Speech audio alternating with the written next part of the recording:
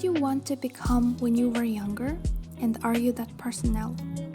When we were kids, we all had dreams. Some of us wanted to be astronauts, others envisioned becoming artists, doctors, or teachers. But as we grew older, many of us found ourselves in jobs that feel, well, pointless. Imagine this. You're at the social gathering and someone asks, "So, what do you do for a living?" You hesitate for a second, because deep down you feel your job doesn't really matter. This is the world David Graeber explores in his provocative book, BS Jobs. He states that BS job is a form of paid employment that is so completely pointless, unnecessary, or pernicious that even the employee cannot justify its existence, even though as part of the conditions of employment, the employee feels obliged to pretend that this is not the case. Graeber, an anthropologist with a knack for challenging the status quo, argues that a significant number of jobs in our modern society are, to put it bluntly, BS. These are roles that even the people doing them believe shouldn't exist. But why are there so many of these jobs, and what impact do they have on us? Let's break it down. He identifies 5 main types of BS jobs. First, we have the flunkies. Think of them as the modern-day court jesters, existing to make someone else look or feel important. Remember Andy from Devil Wears Prada? Her job mostly involves doing menial tasks to keep her boss happy. Getting the coffee, walking the dog, finding the unreleased Harry Potter's book for her boss's kids? Yeah. Then there are goons. Those are roles that involve aggressive marketing, lobbying, or telemarketing.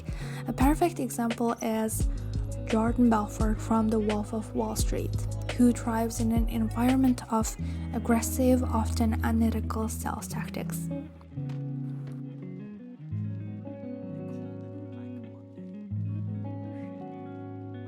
P.M. the market had dropped 508 points. The biggest plummet since the crash of '29. I know your family, you know mine. No, I don't know. Some fucking country in Europe took a shit. Next up, the duct tapers, the fixtures of problems that should never have existed in the first place.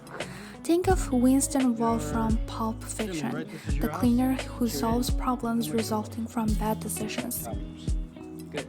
Another real-life examples could be customer service representatives who handle complaints that's caused by poorly designed products or services, and data entry personnel who manually correct errors in poorly designed databases instead of streamlining data management systems. Basically, it means rather than fixing the real cause of the problem, they're just covering it up by fixing it every single day. And let's not forget the box tickers. These roles are all about creating the illusion of productivity.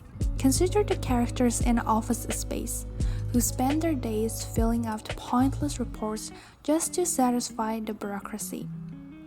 Finally, we have taskmasters, the middle managers who oversee people who don't need overseeing, or who create unnecessary tasks for others to justify their own roles.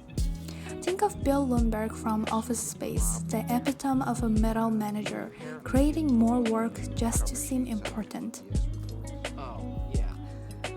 Through countless anecdotes and personal stories, Graeber reveals how these roles came to be and why they persist.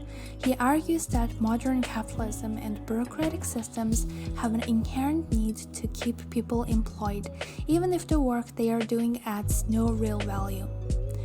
He shares a quote stating that huge swaths of people spend their days performing tasks they secretly believe do not really need to be performed. I think this sums up the silent despair many feel in their work lives. But it's more than just a waste of time and resources. The psychological toll is profound here. People in these roles often experience feelings of worthlessness, depression, and anxiety. Imagine waking up every day to a job that you know is meaningless. It's a modern existential crisis. So, what's the way out? He suggests radical ideas like universal basic income, which could free us to pursue truly meaningful activities, decoupling work from survival. He argues that with the universal basic income, we could elevate the need for BS jobs. People could focus on work that's truly necessary or fulfilling. He states, a basic income would allow people to walk away from jobs that are degrading, humiliating, or just plain stupid, and thereby force employers to find ways to make such jobs meaningful. Imagine a world where artists, writers, and caregivers could devote themselves to their passions without worrying about financial survival, where individuals could engage in community service, care for loved ones, or pursue lifelong learning. He also highlights real-world examples where people have moved away from BS jobs and found fulfillment. Take the case of a corporate lawyer who left her high-paying, high-stress job to become a school teacher. She found a sense of purpose and happiness in shaping young minds, something she never experienced in the corporate world before. Moreover, he delves into the societal implication of BS jobs. He suggests that the proliferation of these roles is linked to power dynamics and control. By keeping people busy with meaningless tasks, the status quo is maintained and real societal change is stifled.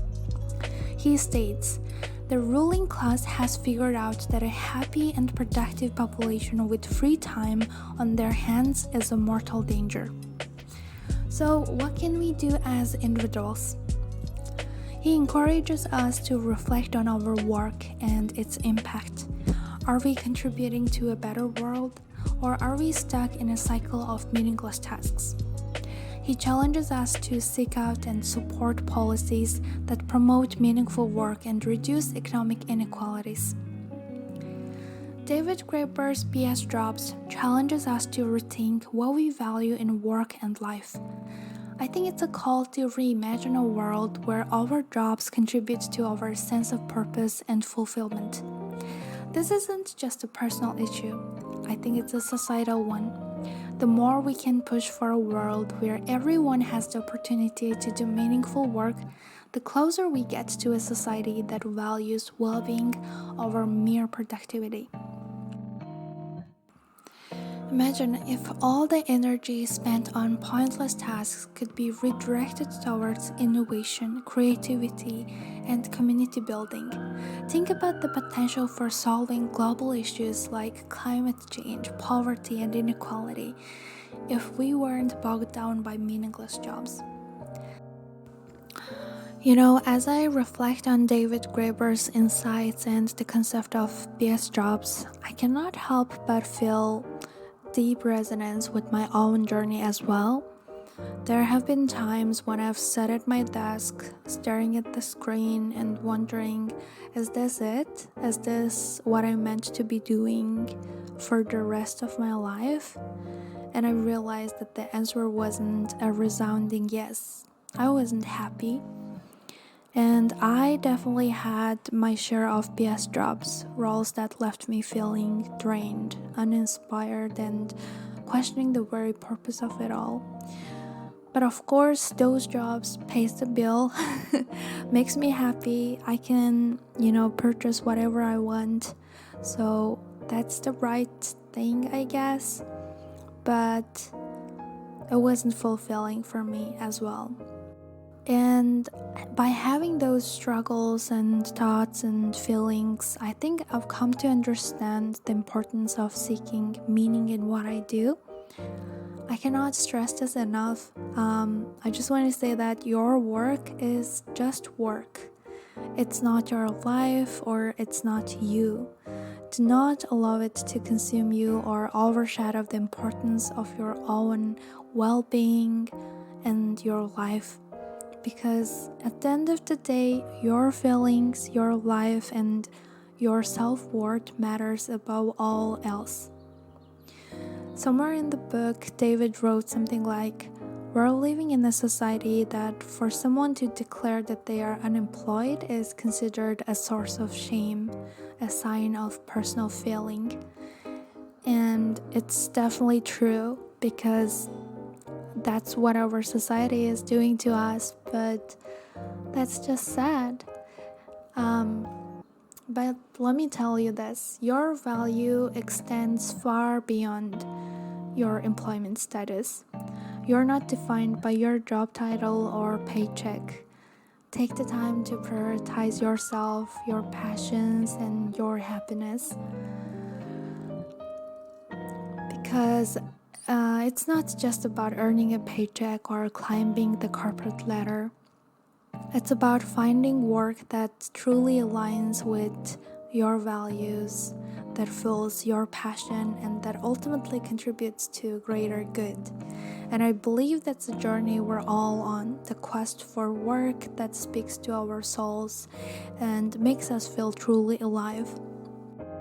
And I also wholeheartedly agree with Graeber's critique of our problematic system, where those who do the real and meaningful jobs like nurses, cleaners, and teachers, they are often paid far less than they deserve, while those with BS jobs are rewarded with hefty salaries.